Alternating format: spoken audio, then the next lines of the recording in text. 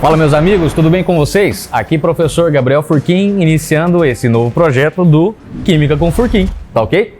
E eu quero convidar vocês a estudar Química de um jeito diferente. Moçada, já aconteceu de você começar a estudar, por exemplo, modelos atômicos e ser obrigado a decorar cada uma daquelas ideias que aparentemente parecem ser coisa de outro mundo? Parece que o cara é um gênio sobrenatural, que foi abençoado por Deus ou por alguma outra coisa e que tem um conjunto de ideias inatingível para pessoas comuns como nós. Só que isso não é verdade, moçada. O que eu quero convidar vocês é justamente fazer o seguinte: cada uma das ideias que surgiram no decorrer do tempo foram surgindo de acordo com algumas evidências. E o grande segredo da coisa é justamente a gente parar de decorar as ideias prontas e começar a entender quais foram as evidências que geraram essas ideias.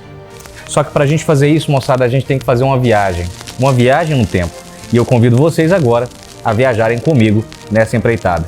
Vamos lá? Precisamos entender como funciona a cabeça humana, o cérebro humano. Como que nós criamos o que chamamos de modelos. Porque, moçada, em nenhum livro, absolutamente nenhum livro que você já possa ter estudado sobre esse assunto, você já viu sobre o átomo. O átomo é assim, assim, assado, como algo rígido, como algo fixo. Porque, moçada, de fato não é assim que a coisa funciona. Em todos os livros, em qualquer material que você queira pegar, que você queira estudar, seja material didático ou seja em sites da internet, você sempre vai observar que o título do assunto vai ser modelos atômicos. Então, cabe a nós agora entendermos como funciona a questão da criação de um modelo. E moçada, pode parecer uma coisa totalmente estranha o que eu vou falar para vocês agora, mas entendam que a gente monta modelos na cabeça o tempo inteiro. Convido vocês a fazer um pequeno exercício mental. Convido vocês, feche os olhos. Presta atenção agora e só escuta a minha voz. Deixa seu cérebro voar. Essa é a ideia. Moçada, essa pessoa que está aqui do lado é uma mulher. Essa mulher tem mais ou menos 1,70 m, tá? Ela tem cabelos castanhos, cacheados, mais ou menos até o meio das costas. Ela tem os olhos verdes, tá? Tá usando batom vermelho. E eu não preciso mais me delongar nessa conversa para propor a ideia que eu trouxe aqui. Moçada, a questão é a seguinte: você concorda comigo que enquanto eu estava falando sobre essa pessoa, automaticamente o seu cérebro já começou a montar uma imagem de como essa pessoa seria? Pois é, isso que você está fazendo é o que nós chamamos de modelagem, tá? Agora, nem sempre a modelagem vai estar perfeita. Isso é normal. Pensa o seguinte: se por um acaso agora entrasse essa pessoa aqui em frente a essas câmeras e agora, moçada, você visualizasse a pessoa real com a qual você criou um modelo, você perceberia que poderia acontecer duas hipóteses. A primeira é que você, às vezes, criou um modelo tão fidedigno ao que é o real, a minha descrição foi tão rica e tão cheia de detalhes, que o seu cérebro conseguiu montar uma imagem muito parecida com o real. E às vezes pode até acontecer de você parar e falar assim: parece que eu já conheço essa pessoa. Na verdade, moçada, isso é apenas o seu cérebro te enganando, tá? Você não conhece essa pessoa. É só porque a descrição está muito parecida com o real. Agora, pode acontecer também de você ter visualizado algo na sua cabeça totalmente diferente do que é real. Aí você olha e fala assim: vixe, nada a ver com o que eu estava pensando. Pois é, você concorda comigo que isso já aconteceu com você várias e várias vezes? Então, com os cientistas aconteceu exatamente a mesma coisa. Com base em algumas evidências experimentais, ou não, já a gente vai comentar sobre isso, tá? Os cientistas propuseram algumas ideias sobre o que compunha a matéria. Compreenderam? Só que agora, moçada, essa viagem no tempo visa justamente fazer o quê? Vocês entenderem de onde surgiram essas evidências e quais foram as conclusões a partir delas. Vamos lá? A nossa viagem no tempo se inicia com o que nós chamamos de modelos filosóficos. Sim, existe uma diferença entre modelos filosóficos e os modelos científicos. Nós precisamos iniciar dos modelos filosóficos para chegar aqui nos modelos científicos. A diferença conceitual básica é que os modelos filosóficos são baseados exclusivamente em ideias. Eles não têm por obrigação ter a comprovação científica, ter a comprovação experimental. Já no caso, os modelos científicos, eles têm que obrigatoriamente ser baseados em evidências experimentais. Os modelos filosóficos se iniciam há cerca de 500 anos antes de Cristo, lá na Grécia Antiga. Algumas perguntas nortearam o trabalho dos filósofos gregos. Dentre elas podemos citar perguntas, questionamentos como: de onde viemos? Para onde vamos? Do que somos feitos? E para responder essa última pergunta, a gente precisa pensar em duas linhas de raciocínio. Essas duas linhas de raciocínio ficaram conhecidas como os modelos atômicos filosóficos. A primeira linha que quero contar para vocês é a linha que foi conhecida como Teoria dos Quatro Elementos. Ela foi proposta inicialmente por Empédocles e depois foi confirmada, foi ratificada por Aristóteles. Segundo essa teoria, tudo que nós conhecemos, tudo que está ao nosso redor, inclusive nós, seria formado por quatro elementos, pela combinação desses quatro elementos em diferentes proporções, e é exatamente isso que dá a diferença e variedade dos materiais. Empédocles não era um cara, digamos, tão famoso assim à época. Por isso mesmo, essa teoria ela ganhou uma grande força quando foi apoiada por um filósofo muito mais importante até aquele período, que foi Aristóteles. Aristóteles, além de confirmar que tudo seria formado por ar, água, terra e fogo, ainda incluiu algumas propriedades, algumas características que poderiam ser relacionadas a esses quatro elementos. Mas havia também uma segunda linha de pensamento. Essa segunda linha foi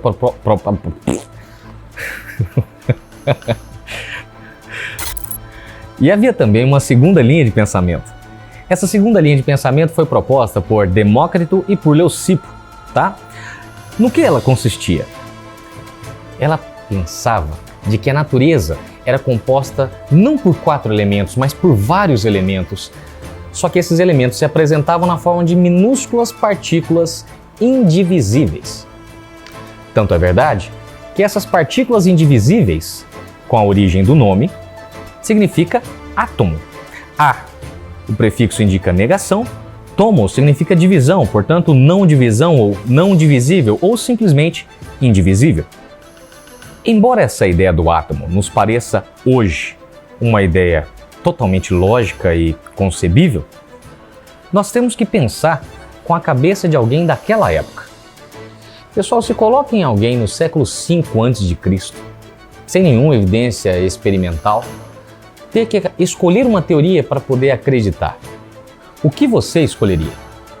Você poderia pensar que tudo é formado por ar, água, terra e fogo, ar que você respira, água que você bebe, terra que você pisa e fogo que você sente. Ou pensar que tudo é formado por átomos, partículas que são minúsculas, invisíveis a olho nu. Obviamente, a teoria que prevaleceu foi justamente a teoria dos quatro elementos, muito mais simples de ser entendida e, principalmente, tinha o apoio do principal filósofo da época, Aristóteles. Essa teoria prevaleceu na ciência durante todo o período de Idade Média. Lembrando, claro, que durante a Idade Média nós não temos grandes avanços científicos. A nossa viagem agora chega no ano de 1661, onde um irlandês chamado Robert Boyle criou e divulgou um livro chamado O Químico Cético. Neste livro, contava a história de um alquimista, que são os precursores da química moderna, que viveram durante o período da Idade Média. O personagem principal desse livro era um alquimista que, ao contrário dos alquimistas originais, não escrevia seus experimentos em códigos ou com base em alguma aura de suspense. Essa galera foi perseguida pela Igreja Católica durante a Idade Média porque ela temia quais seriam os impactos que essas novas ideias poderiam gerar na questão da religião, na questão da fé. As descobertas desses alquimistas eram sempre escritas de modo codificado, porque se por um acaso essas anotações fossem encontradas por alguém indevido, como por exemplo agentes da igreja, elas jamais seriam entendidas. Isso resultou em um atraso significativo da ciência. Porque, galera, imagina, para a ciência poder evoluir, obrigatoriamente ela tem que ser divulgada. Se ninguém divulga, fica muito complicado de que as ideias novas sejam passadas aos demais. Para tirar a credibilidade dessa galera, a igreja começou então a mistificar os alquimistas. Muito provavelmente você conhece esses caras sob a imagem de bruxos. Agora, que tal se eu estragar a infância de vocês? Por um acaso você conhece um personagem chamado Harry Potter? Um bruxinho? Então, e se eu falar para vocês que o Harry Potter não era bruxo, ele era um alquimista? Quer evidências disso? Então vamos lá. Primeiro, a escola onde ele estuda é Hogwarts. Hogwarts, um local cheio de passagens secretas, cheio de mistério, uma iluminação ruim, não é? Além disso, a roupa que o Harry Potter usa quando vai praticar os seus momentos de magia é uma roupa comprida, uma túnica, né? Uma roupa comprida. Além disso, moçada, não é comum do Harry Potter, mas toda vez que você fala a respeito de bruxo, não tem sempre a imagem do bruxo com um chapéu cônico? Imagina, por exemplo, se você tem aqui um pedaço de papel e você dobra esse pedaço de papel de modo conveniente para formar um cone. Você pode então usar esse cone para cobrir a cabeça. É lógico que esse pedaço de papel está pequeno para o tamanho da jaca aqui, tá? Mas a questão é o seguinte, isso dava o formato cônico que ficou tão conhecido como o chapéu de bruxo. Além disso, voltando agora a Hogwarts, por que o clima soturno? Por que aquela questão de tanto mistério ou passagem secreta? Porque os alquimistas à época sempre escondiam seus laboratórios, geralmente em locais remotos da sua própria casa. Eles cobriam a entrada desses laboratórios com objetos, por isso a ideia de passagem secreta. Agora que eu já estraguei a sua infância, você vai virar para mim e falar assim, boa Furquim, que legal, hein? Mas espera aí que eu ainda tenho a última carta na manga. Galera, você vira para mim e fala assim, e a varinha? Pois é, a varinha realmente existiu. Os alquimistas, eles eram pessoas que tinham fé. Eles não necessariamente abriram mão da religião, tá? E eles acreditavam que para que uma reação desse certo, era necessário se fazer o uso de um objeto ungido por Deus e, além disso, dizer algumas palavras que a gente hoje chama de palavras mágicas, mas que na verdade era como se fosse uma oração. Provavelmente você conhece de algum show de mágica, de qualquer mágico, a expressão abracadabra. Conhece? Então, e se eu falar para vocês que o termo abracadabra, que foi aportuguesada da expressão em latim apiba cades apiba, que significa, pasmem, Pai, Filho e Espírito. Basicamente é uma oração que se fazia para que as reações se iniciassem. Pois é. Aí, galera, contrastando com essa visão de bruxo, nós temos o personagem alquimista do livro do Robert Boyle. Esse personagem, ao contrário de escrever tudo codificado, como já disse, ele escrevia tudo de modo claro, como se fosse uma verdadeira receita de bolo. Isso, moçada, pode não parecer muita coisa, mas foi um enorme passo para o avanço da ciência. Tanto é verdade que, neste mesmo livro, o Robert Boyle apresenta ao mundo as bases de um negócio que não foi ele que criou, mas ele foi considerado o principal divulgador, a questão do método científico. Agora, baseado no método científico, o Robert Boyle começou a testar as teorias que até então eram consideradas como verdadeiras. Uma delas foi justamente a teoria dos 4 elementos. A ideia dele era simplesmente a seguinte: se tudo é formado por 4 elementos, ar, água, terra e fogo, deve haver então alguma maneira de pegar todos os materiais e transformar novamente em ar, água, terra e fogo. Obviamente funcionou? Não, né, meu velho? Lógico que não. O Robert Boyle então afirmou o quê? Não era o método científico que estava errado, mas sim a teoria dos 4 elementos. Surge então um grande problema para a ciência. O que fazer agora com a ciência sem uma teoria, sendo que havia uma teoria vigente há mais de 2000 anos? Bom, isso é um campo fértil para novas teorias. Agora nós vamos começar a falar sobre uma nova teoria que foi proposta por Georg Stoll e Johann Becker durante a segunda metade do século XVII. Ela foi conhecida como teoria do flogisto. Também pode aparecer com o termo flogístico, dependendo do material o qual você está consultando. A teoria do flogisto fala a respeito da questão de os materiais poderem ser combustíveis. Basicamente, tem a seguinte linha de raciocínio. Imagina que você pega 1 quilograma de papel e você coloca fogo nesse papel, queimando por completo. Partindo do princípio que nada desse papel vai cair para fora do seu sistema de balança, obviamente nós sabemos que a massa desse papel sofrerá uma redução. Nós sabemos hoje que essa redução será produto do processo de formação de gases, porque quando você queima papel, você vai ter a produção de cinzas, que vai continuar sobre o sistema, mas também vai produzir CO2. E esse CO2, obviamente na forma gasosa, vai embora, aliviando a massa sobre a balança e, portanto, resultando em uma diminuição da massa do sistema. Porém, eles não sabiam disso. Georg Stoll e Johann Becker pensaram da seguinte maneira: quando você queima papel, o que de fato acontece é a formação de cinzas e a liberação do flogisto do material. O flogisto é como se fosse uma essência do material. Talvez, extrapolando o termo, poderíamos falar de a alma do material, o espírito do material. Só que a teoria do flogisto ela já nasceu com um problema, porque enquanto se esperava a diminuição da massa derivada da queima de um material como, por exemplo, a madeira, se você fizesse a mesma coisa com metais, acontecia um resultado contrário. Na verdade, quando você queima metal, a massa do sistema aumenta. Por quê? Basicamente, a explicação vem de que quando você queima o metal, você forma o óxido desse metal. E o óxido é formado a partir da junção do metal mais o oxigênio que está inicialmente na atmosfera. Como tudo isso vai para a fase sólida, a massa do sistema vai ter que aumentar, o que não era compatível com a teoria do flogisto. Já na segunda metade do século XVIII, mais precisamente no ano de 1774, um inglês chamado Joseph Priestley divulga os trabalhos que ele estava fazendo a respeito de gases, que na verdade ele não chamava de gases, ele chamava de ares.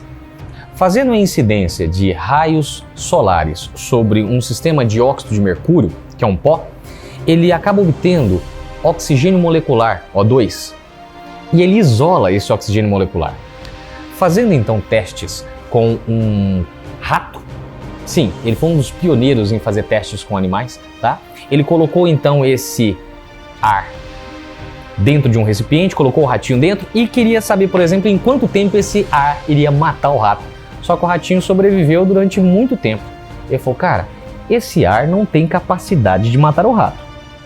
Não vai me matar também. Ele pega então e respira esse gás. Quando ele faz isso, ele sente então uma enorme euforia, ele sente uma energia imensa e ele se sente muito mais feliz e saudável. Isso porque, moçada, ele tinha respirado oxigênio com praticamente 100% de pureza. É óbvio, se você respirar oxigênio com alta pureza, aumenta a absorção das células e, portanto, as células produzem mais energia. Você se sente melhor, mais disposto. E era exatamente isso que aconteceu com ele após ele respirar esse ar. Bom, esse ar tinha a capacidade de fazer as coisas pegarem fogo mais fácil. Ele, então, chamou esse ar de ar desflogisticado, ou seja, um ar que tem a capacidade de fazer a liberação do flogisto dos materiais. Bom, Nesse ano de 1774, ele vai então a Paris e num congresso ele fala a respeito dessa nova descoberta. Só que um dos caras que escutou essa explicação não acreditou em absolutamente nada disso. Esse cara, moçada, era um francês chamado Antoine Laurent de Lavoisier. Não sabe quem é esse cara? Eu falo para você. Você por um acaso conhece a frase "na natureza nada se cria, nada se perde, tudo se transforma"? Então, estamos falando do cara que foi o criador dessa frase. Agora você vai entender o porquê que ele disse essa frase. Basicamente, o Lavoisier teve então um contato com a teoria do Priestley, que chamava aquele ar, de ar desflogisticado. Lavoisier não acreditava em nada a respeito dessa tal de teoria do flogisto. Ele sempre pensava que deveria haver uma outra explicação mais lógica ou mais científica. Qual foi a linha de raciocínio dele então? Com base nos experimentos que o Priestley havia apresentado, o Lavoisier os repete, só que ele tem uma sacada que até então ninguém havia pensado. Ele realiza os experimentos dentro de sistemas fechados. E o que ele percebe? Ele percebe então, galera, que não interessa que reação que você vai fazer, seja queimando carvão ou seja queimando metal, não tem problema. Se você realizar esses experimentos, se você realizar essas reações dentro de um sistema fechado, a massa do sistema nunca irá variar. A massa se conserva. E foi exatamente desse experimento que ele vem com a ideia do na natureza nada se perde, nada se cria, tudo se transforma. Essa ficou então conhecida como Lei de Conservação das Massas. Essa lei de conservação das massas serviu de base para uma revolução na história da ciência. Logo depois, no ano de 1801, um outro francês chamado Joseph-Louis Proust, ele cria uma segunda lei com base na lei de conservação das massas. Ele chama de Lei das Proporções Constantes, que diz que, para uma mesma reação, a proporção entre as quantidades de reagentes e produtos vai ser sempre a mesma coisa. Bom, isso serviu de base para um cara chamado John Dalton, do modelo atômico. Só que antes da gente falar do modelo atômico propriamente dito, nós temos que falar que em 1803, o Dalton ele faz um complemento a essas duas primeiras leis, a lei de Lavoisier e a lei de Proust. Dalton percebe que, se você alterar a proporção entre as quantidades dos reagentes, obrigatoriamente você altera a reação. Isso fica conhecido como a terceira lei. Só que, moçada, essas três leis juntas formam o que nós chamamos de leis ponderais. Elas recebem esse nome justamente porque elas podem ser provadas, elas podem ser medidas. E qual que vai ser o barato da coisa? Basicamente, essas leis ponderais vão possibilitar que Dalton tenha agora uma outra linha de raciocínio, nada convencional. As leis ponderais, então, vão servir de base justamente para fazer o período de transição entre os modelos filosóficos e agora uma nova era que são os modelos científicos. Resumo da aula de hoje. Hoje nós vimos então primeiro a respeito da diferença entre modelos filosóficos e modelos científicos. Os filosóficos, não se esqueça que são baseados em ideias exclusivamente. Os científicos são baseados em ideias, óbvio, mas também em experimentações. Além disso, dentre os modelos filosóficos nós temos dois. A teoria dos quatro elementos é aquela proposta por Empédocles e Aristóteles que fala que toda a matéria é formada por ar, água, terra e fogo. Já a teoria atomística, proposta por Demócrito e por Leucipo, fala que a natureza na verdade é formada por minúsculas partículas indivisíveis, chamadas de átomos. Avançando no tempo, temos a teoria do flogisto, que fala que a matéria possui uma essência, uma alma, um espírito. E esse espírito pode ser então liberado através da ação do fogo. Quando o material é queimado, basicamente você vai ter a diminuição de sua massa, por causa da liberação do flogisto. Porém, se você queimar metal, a massa vai aumentar porque o flogisto vai ser incorporado por esse metal. Para desmistificar essa teoria absurda, vem então Lavoisier com a criação das leis ponderais. Se utilizando então das leis ponderais, John Dalton dá início à era dos modelos científicos. Mas como eu já disse, Isso vai ser para o nosso próximo capítulo. Então, meu querido amigo, se você gostou dessa aula, por favor, considere se inscrever no canal e compartilhe o vídeo com os seus amigos. Quem sabe tem mais gente que vai se interessar pela história dos modelos atômicos com você. E não se esqueça que aqui a química rola fácil. Um grande abraço e até o próximo vídeo. Tchau!